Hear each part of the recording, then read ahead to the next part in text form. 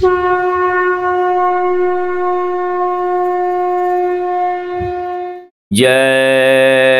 गुरुदेव। परम पुरुष गुरुदेव जी, जय गुरुदेव नाम।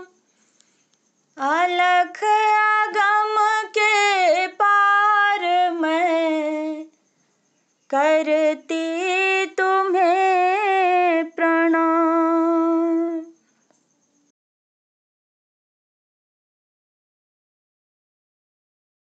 जिसको जीवन में मिला सत्संग है, उसे हर घड़ी आनंद ही आनंद है। जिसको जीवन में मिला सत्संग है, उसे हर घड़ी आनंद ही आनंद है। जिसने क्षण भर का सत्संग पाया, उसने नर्तन सफल है बनाया। जिसने क्षण भर का सत्संग पाया, उसने नर्तन सफल है बनाया। जिसके हृदय में गुरु नाम कंद है, उसे हर घड़ी आनंद ही आनंद है। जिसके हृदय में गुरु नाम कंद है, उसे हर घड़ी आनंद ही आनंद है। जिसे मीरा कबीर ने गाया, गोस्वामी नानक ने दर्शन पाया। जिसे मीरा कबीर ने गाया, गोस्वामी नानक ने दर्शन पाया। जिसके हृदय अमीरस कंद है, उसे हर घड़ी आनंद ही आनंद है। जिसके हृदय अमीरस कंद है, उसे हर घड़ी आनंद ही आनंद है। सत्य क्या है जगत का ये जानो, सतगुरु जी की वाणी को मानो। सत्य क्या है जगत का ये जानो, सतगुरु जी की वाणी को मानो। जिसके रोम रोम गुरु गोविंद है, उसे हर घड़ी आनंद ही आनंद है। जिसके रोम रोम गुरु गोविंद है, उसे हर घड़ी आनंद ही आनंद है। स्वर्ग जाने की इच्छा नहीं है, मुक्ति पाने की शिक्षा यही है। स्वर्ग जाने की इच्छा नहीं है, मुक्ति पाने की शिक्षा यही है। गुरु दर्शन में मिलता आनंद है, उसे हर घड़ी आनंद ही आनंद है। गुरु दर्शन में मिलता आनंद है, उसे हर घड़ी आनंद ही आनंद है। जिसको जीवन में मिला सत्संग है, उसे हर घड़ी आनंद ही आनंद है। जिसको जीवन में मिला सत्संग है, उसे हर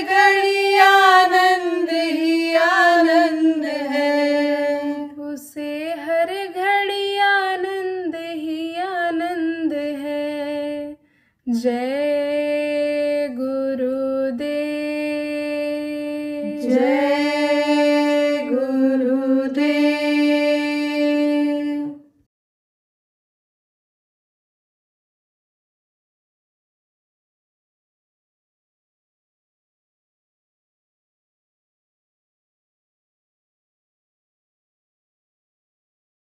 कहा क्या लेकर तू आया जग में, क्या लेकर तू जाएगा, सोच समझ ले रे मन मूर्ख, आखिर में पछताएगा। यह सारी चीजें छूट जाने वाली हैं और इसी में अगर उलझा रह गया तो अंत दुखदाई, आखिर में बड़ी तकलीफ होती है। तड़प तड़प करके मरते हैं बहुत से लोग, हड्डी हड्डी उनकी चटकती है।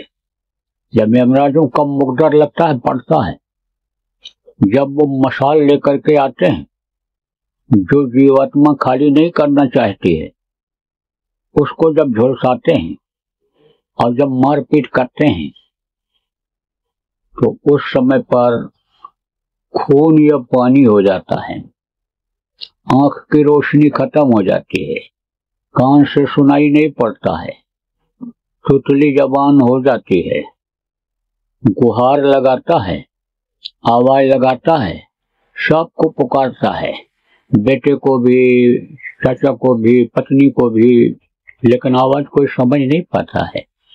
वो जो ऐसे दूत होते हैं और किसी को नहीं दिखाई पड़ते हैं, साधकों के अलावा, संतों के अलावा, लेकिन मरने वाले को दिखाई पड़ते हैं। उस समय पर जब आखिरी वक्त आ जाता है तो चिल्लाता है कर्मों की सजा में। यानी समझो यह भी बहुत से लोगों को दिखाई पड़ता है कि देखो हमने भैंसा काटा था, भैंसा खाया था, ये देखो भैंसा हमको मार रहा है, ये देखो बकरा हमको मार रहा है, ये देखो हमारी तरफ ये दौड़ करके हिंसक जानवर आ रहा है, हमने इसको मारा था।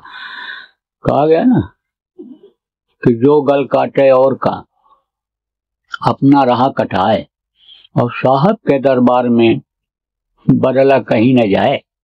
बदला लेते हैं ये जानवर, वहां रास्ते में भी मिलते हैं, दांत से नोच लेते हैं, पंजा मार देते हैं।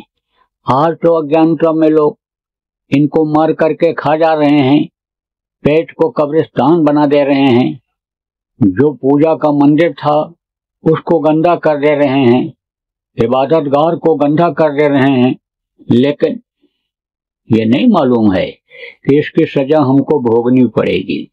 तो बड़ी तकलीफ में तो समझो कि यानी यह है पूरा समय निकल जाता है और फिर नरकों में 84 में जाना पड़ता है। कोट जन्म जब भटका खाया, करोड़ों जन्मों तक यानी भटकना पड़ता है, तब यह नर्तन दुर्लभ पाया, तब यह नर्तन मिलता है, मनुष्य शरीर मिलता है। इसीलिए इसको असफल मखलूकात कहा गया, देव नारायणी शरीर इसको कहा गया, जिसके लिए देवता तरसते रहते हैं, 17 तत्वों के लिंग शरीर में रहते हैं, लेकिन उनके अंदर रास्ता नहीं है जो रास्ता आपके अंदर है। किसका रास्ता है? मुक्ति और मोक्ष का है। जीवात्मा को मुक्ति और मोक्ष दिला दो। मुक्ति और मोक्ष इसको कब मिलेगा? जब ये अपने पिता के पास, सत्पुरुष के पास ये पहुंच जाएगी, तब इसको मुक्ति और मोक्ष मिल जाएगा।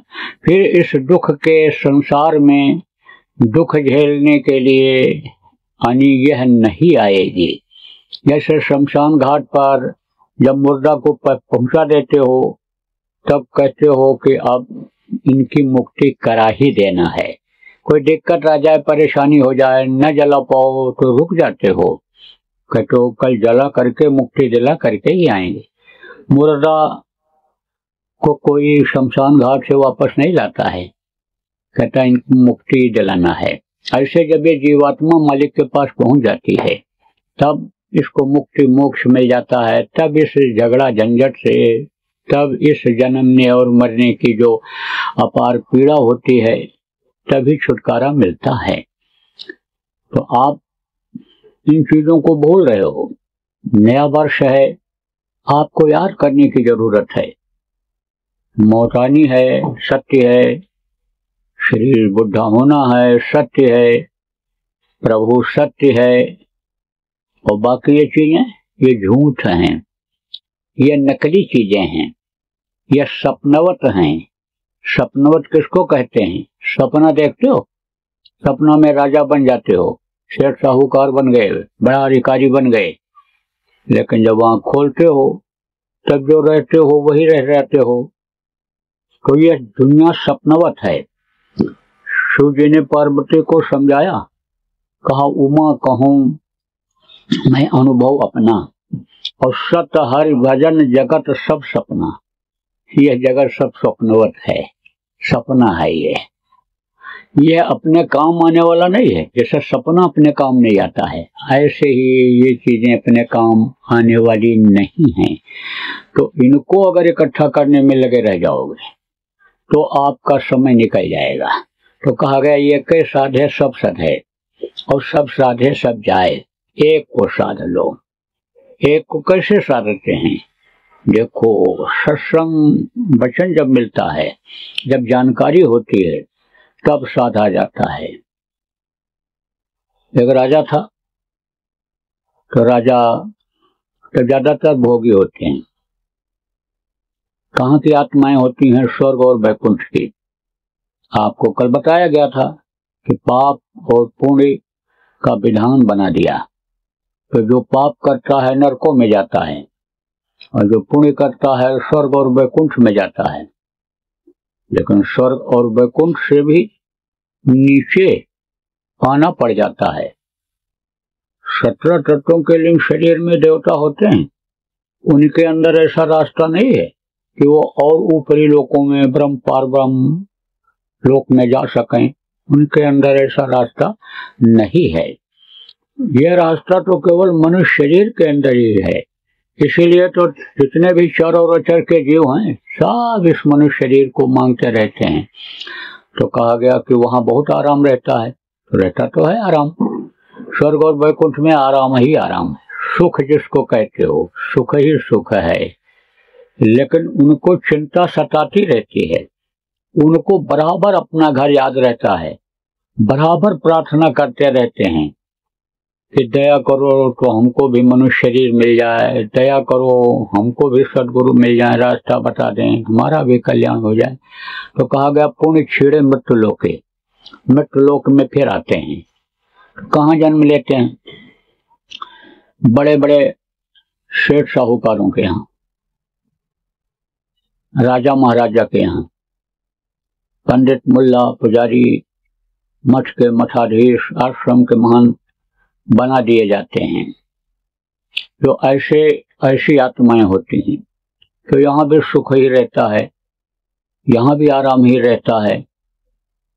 अब आप ये समझो, पर जहाँ मेहनत आदमी को नहीं करना पड़ता है और खर्चा करता है, उसकी आदतें बिगड़ जाती हैं और अन्न का दोष भी होता है। कहा गया जैसा खाओ अन्न वैसा होवे मन, और जैसा पियो पानी वैसी होवे वाणी। बुद्धि बदलने में देर नहीं लगती है। आप समझो कि अगर गलत अन्न आ गया, चोर का अन्न खा लिया, जो चोरी करके लाया, लूट करके लाया, मार करके लाया, उसको अगर खाए तो समझ लो कि भजन भाव भक्ति सब खत्म। यहाँ तक कि जिसको कहा गया मांसाहारी मानवा, प्रत्यक्ष राक्षसंग, इनकर संगत जो करे पड़े भजन में भंग। मांसाहारी के घर खा लिया, मांसाहारी का साथ कर लिया, तुरंत असर आता है। आंखों में आंखें मिल गई, तुरंत असर आता है। 83% अपराध तो आंखों से ही होता है, और कर्मों का लेना देना ये आंखों में देखने से ही होता है। तो वो जब कर्म आ जाते हैं तो उसी तरह की बुद्धि हो जाती है। तो जब अगर मेहनत के कोई खाता है तो उसकी आदतें बिगड़ जाती हैं। तो राजा लोगों की भी आदतें ऐश और आराम की ही बन जाती थीं। अब भी जो राजसी कहते हैं भोग रहे हैं, ठंडी रोटी खा रहे हैं। ठंडी रोटी और गर्म रोटी किसको कहते हैं? जो बाप की कमाई खाते हैं, वो ठंडी रोटी खाते हैं, और जो मेहनत करके बदन को गर्म करके पसीना बहा करके लाते हैं खाते हैं वो गर्म रोटी होती है। तो ऐसे ही जो ठंडी रोटी खाते हैं, दूसरे की कमाई खाते हैं, उनकी बुद्धि उसी तरह की हो जाती है, परमार्थी बुद्धि नहीं होती है। इसीलिए कहा जाता है मेहनत की कमाई करो। बच्चों से कहा जाता है बच्चों बेकार मत बैठो, पढ़ लिख करके कोई भी काम कर लो, काम के साथ साथ तैयारी करते रहो, अच्छी नौकरी मिल जाए उसमें चले जाओ, अच्छा काम मिल जाए उसको पकड़ लो, खाली मत बैठो। लेकिन एक समय ऐसा आता है कि आदमी को पछतावा होने लगता है, हर बात का पछतावा होता है।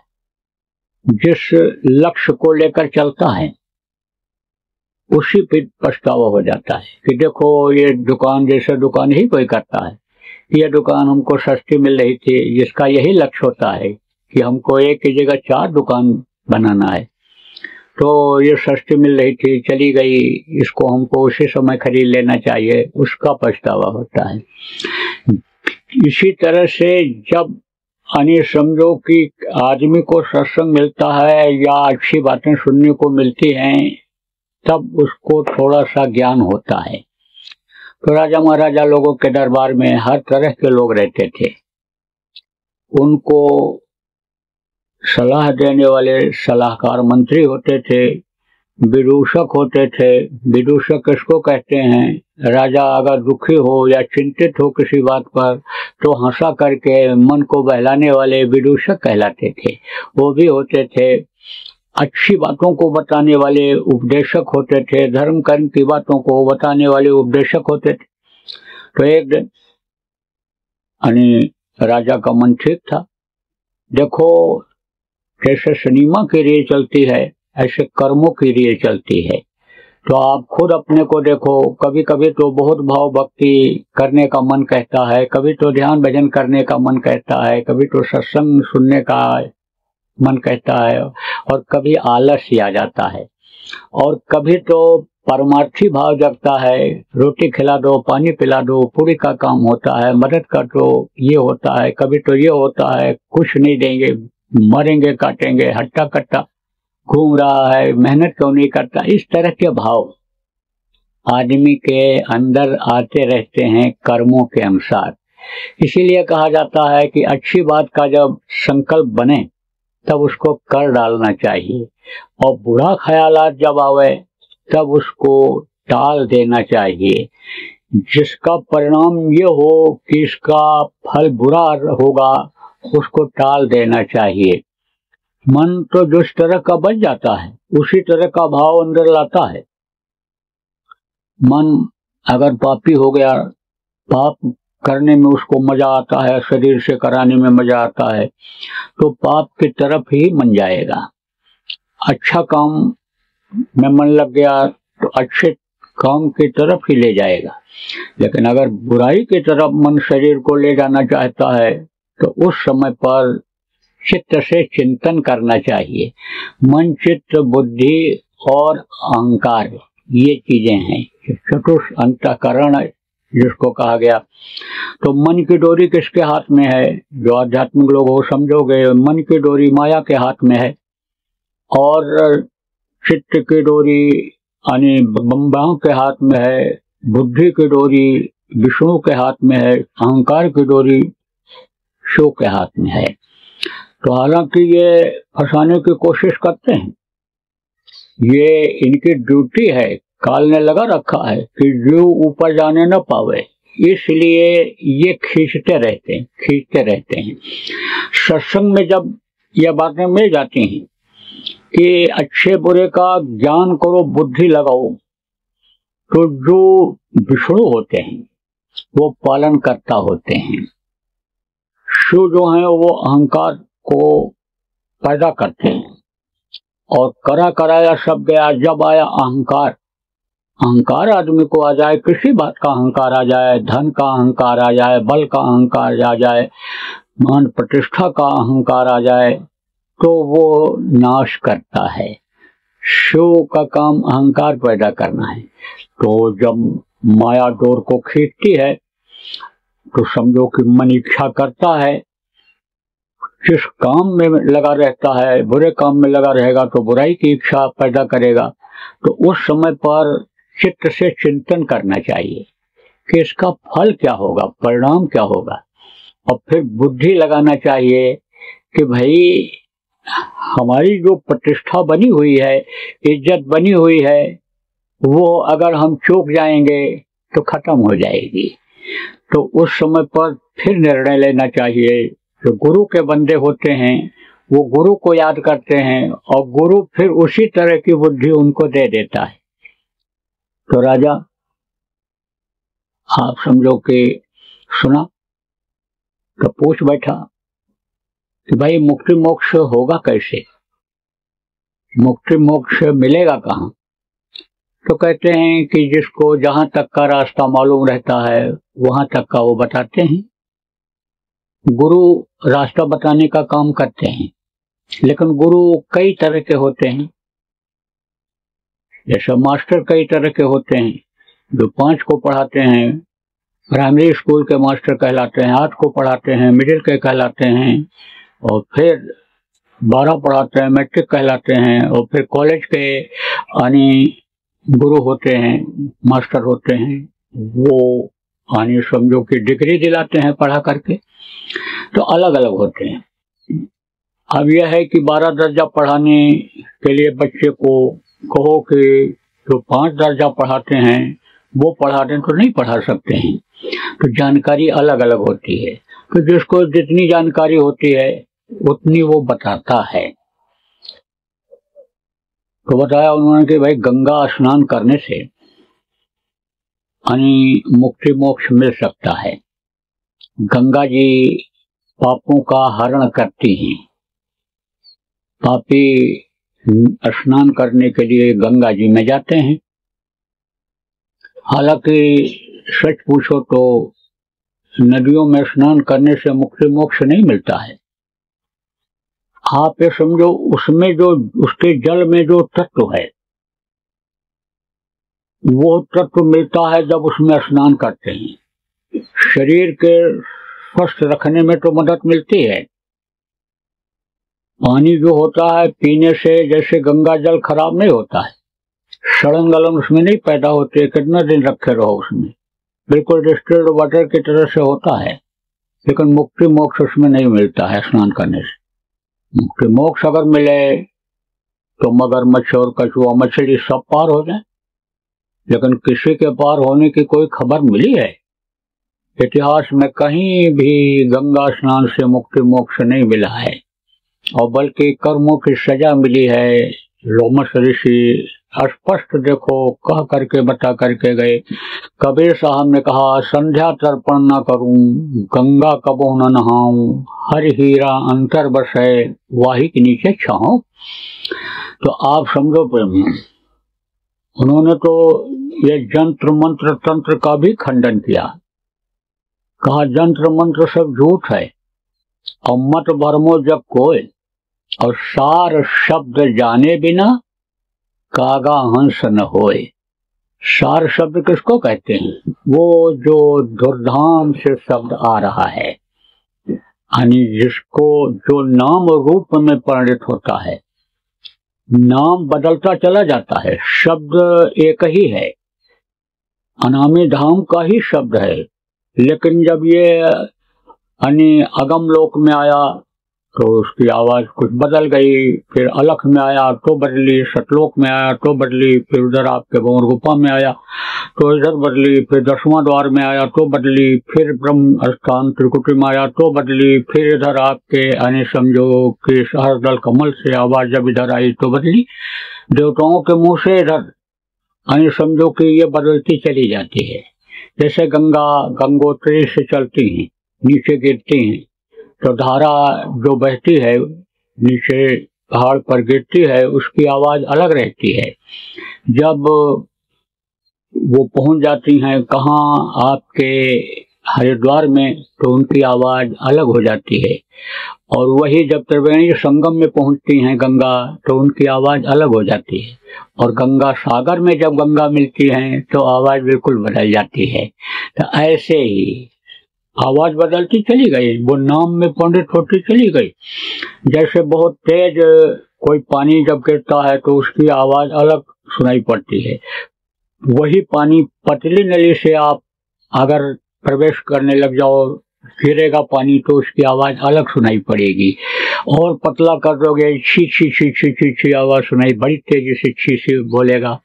तो ऐसे ही यह शब्द तो एक ही है, तो सार शब्द वो सार है, यानी समझो वो शब्द जब मिल जाता है तो कागा हंस हो जाता है।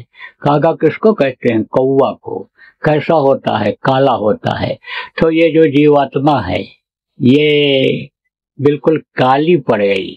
क्यों? क्योंकि काले कारनामे शरीर से हुए, बुरे कर्म इकट्ठा हुए, तो जीवात्मा के चारों तरफ वो यानी समझो कि लग गया, तो ये जीवात्मा एक तरह से बिल्कुल कौवा जैसी हो गई। अब जब ये कर्म धुलेंगे मानसरोवर स्नान कराकर, यानी समझो कि हंस रूप दिखला दो गुरु, यह कहा गया ना, तो गुरु से प्रार्थना किया गया कि आप हमारी सूरत को खींचो, जीवात्मा को ले चलो ऊपर, और मानसरोवर में स्नान करा करके इसको हंस रूप बना दो। हंस किसको कहते हैं? कितना देखो सुंदर होता है, कितना कोमल उसका शरीर होता है, बहुत अच्छा लगता है। तो ये जब तक इस शरीर के अंदर जीवात्मा है ये जीव कहलाती है, इससे जब ये आगे बढ़ती है तो शिव कहलाती है, और जब मानसरोवर में स्नान करती है तो यह हंस रूप हो जाती है। फिर उधर कोई रुकावट नहीं होती है, बल्कि सतलोक की जीवात्माएं आती हैं और नहला डुला करके बढ़िया सजा करके और आदर के साथ सम्मान के साथ इसको ले जाती हैं।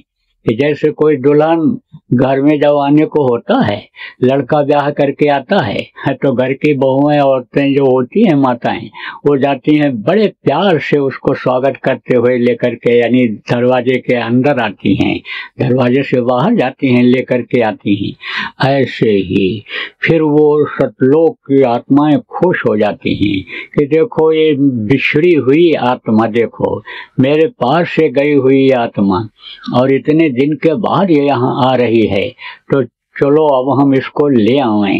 तब ये चली जाती, फिर ये नीचे नहीं उतरती है।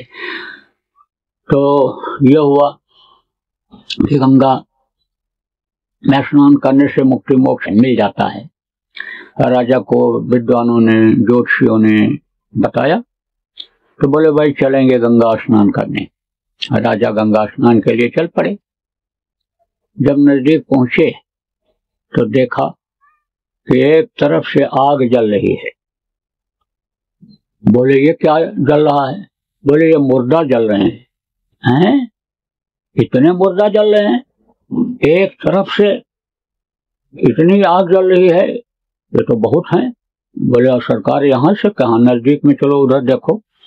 जब नजदीक गए उधर शमशान जहाँ बना हुआ था नदी के किनारे, तो उधर देखा कि कंधे पर रख रख करके मुर्दा लोग ले करके चले आ रहे हैं। कोई इस रास्ते से आ रहा है, कोई उधर से आ रहा है, कोई उधर से आ रहा है। अरे बोले इतने लोग मर रहे हैं। तब विद्वानों ने कहा यह मृत्यु लोक है, यहाँ तो कोई रहता ही नहीं है। जो पैदा होता है वो तो मरता ही मरता है, जो पेड़ फलता है वो झड़ता ही झड़ता है, जो आग जलती है बुझती बुझती है। ये तो यहाँ का विधान है राजन, हमको आपको भी सबको जाना पड़ेगा। बोले अरे हमको भी जाना पड़ेगा, सबको जाना पड़ेगा। वहीं पर उसको ज्ञान हो गया। बोले तो फिर ये राजपाट किस बात का, किस काम का है? छुरियां देखो पड़ने लग गई, बाल देखो पकने लग गया, शरीर देखो कमजोर हो गया। तो अब तो लक्षण तो दिखाई पड़ने लग गए कि हमको भी जाना है।